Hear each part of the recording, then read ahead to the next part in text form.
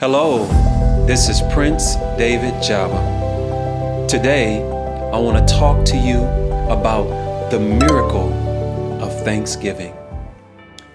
But before I get into that, let's go to Romans chapter 12. I will be reading from the King James Version of the Bible. It says, I beseech you, therefore, brethren, by the mercies of God, that you present your bodies a living sacrifice, holy, acceptable, and pleasing unto God, which is your reasonable service. I like that word reasonable because scripture reveals that this word means logical, rational. It means to use your thinking when it comes to the Word of God, when it comes to offering yourself as a living sacrifice. So, as we get into the Word of God, let us pray. Heavenly Father,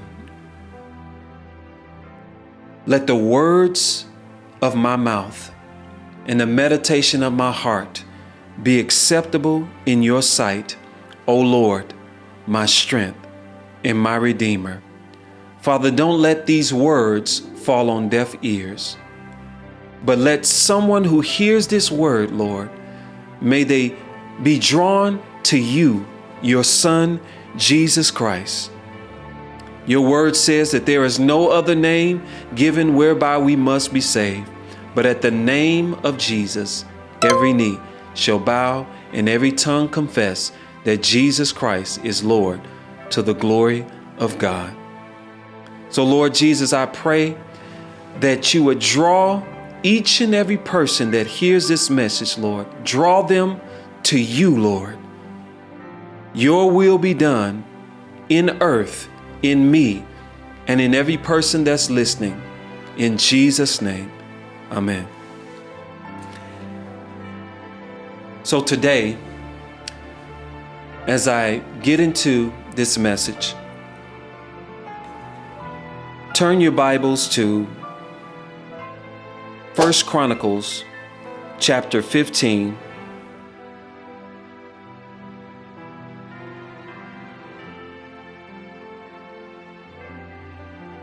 In 1 Chronicles chapter 15,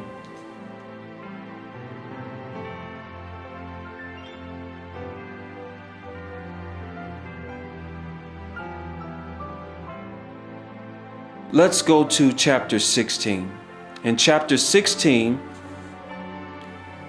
the scripture says that they brought the ark of God and set it inside the tent that David had pitched for it, and they presented burnt offerings and fellowship offerings before God. Remember, I talked about as I opened that we ought to offer ourselves as living sacrifice to God, which is our reasonable service. Here it mentions after David had finished sacrificing the burnt offerings and fellowship offerings, he blessed the people in the name of the Lord. Then he gave a loaf of bread, a cake of dates, and a cake of raisins to each Israelite man and woman. He appointed some of the Levites to minister before the ark of the Lord, to make petition, to give thanks, and to praise the Lord, the God of Israel. Now the Bible says in verse 7, the day that David first committed to Asaph and his associates this psalm of thanks to the Lord. The title is The Miracle of Thanksgiving. It says, give thanks to the Lord, call on his name. Make known among the nations what he has done. Now, the Bible says that we are the temple of the Holy Spirit. And so with us being the temple of the Holy Spirit and us offering ourselves to God as a living sacrifice, it says, enter into his gates with thanksgiving, Psalms 100, and his courts with praise. And so sing to him, sing psalms, sing praises to him, tell of all his wonderful acts. Glory, watch this, glory in his holy name.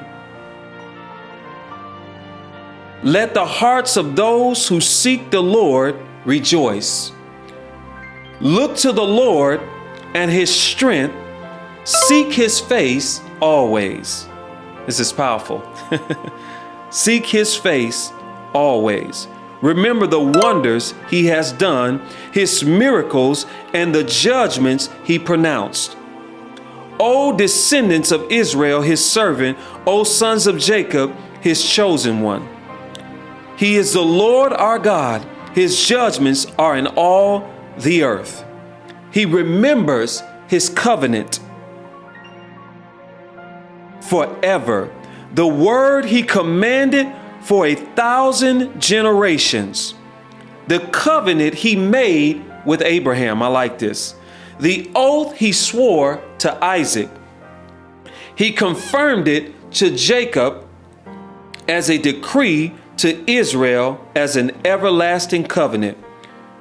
To you I will give the land of Canaan as the portion you will inherit. I remember the Lord came to me when I lived in Arlington, Texas, and he told me, he said, I want you to keep on walking. I was walking at nighttime, and he said, I want you to keep on walking. I walked to the park. And when I got to the park, I stood at the top of the park. And as I stood at the top of the park, he said, now I want you to go down.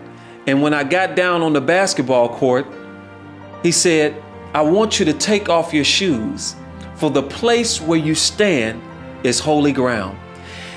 And as I took off my shoes and I began to walk in the puddle, he said, every place that the sole of your feet shall touch, I have given it unto you. And so in verse 18, when it says, to you I will give the land of Canaan as the portion you will inherit. This is a land that is flowing with milk and honey.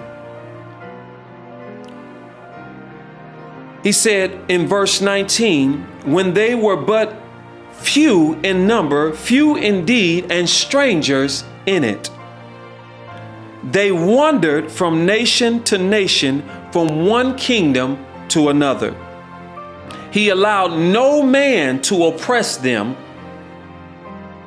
For their sake, he rebuked kings. So God will rebuke kings for your sake. And scripture says in verse 22, do not touch my anointed ones. Do my prophets no harm. Verse 23, sing to the Lord all the earth. Proclaim his salvation day after day. Declare his glory among the nations, his marvelous deeds among all peoples.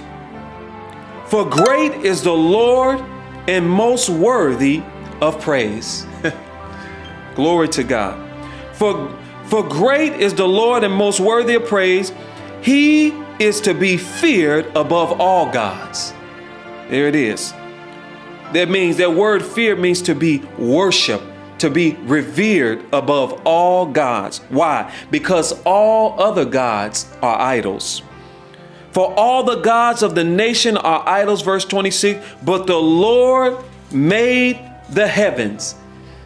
In Genesis chapter 1, it says, in the beginning, God created the heavens and the earth, the sea and all that in them is. So God created all things by his words. Stay tuned for part 2 of the miracle of Thanksgiving.